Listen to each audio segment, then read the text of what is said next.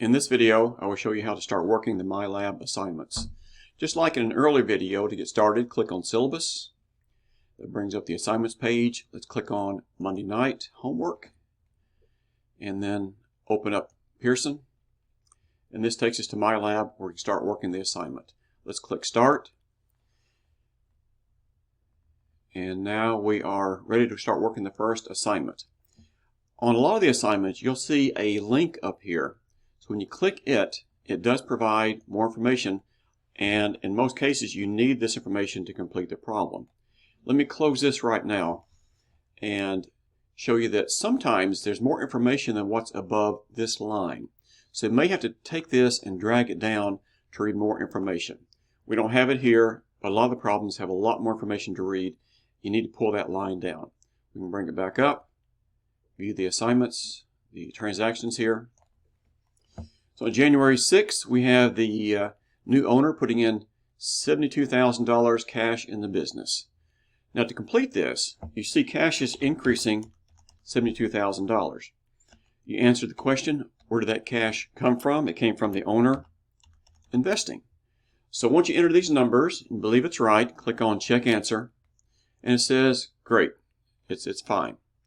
Then it gives you the line for the July 9th transaction and another line for the balances after the July 9th transaction.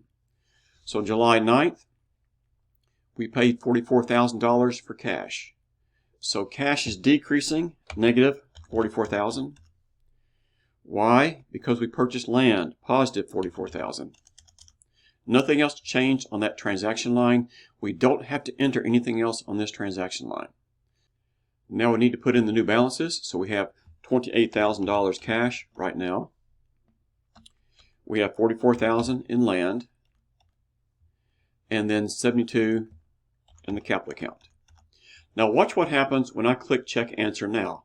It's going to say it's not correct. Something is wrong. And it's telling you we need to enter zero balances for the balance line, even if there's no transaction above that. I don't know why they have us do this, but they want us to put zero here, here, here, here, here, here, and here. Now check answer, and it's fine. So there we go. Now if you want to move on to another problem without finishing this one, let's say question number 2. It says you haven't finished it. Are you sure? Yes, because we can come back to it. You can start answering this. Whenever you see an empty box here, it's usually a drop-down menu. So the accounting equation is assets equal liabilities plus owner's equity. An asset is an economic resource, and you can complete the rest of them.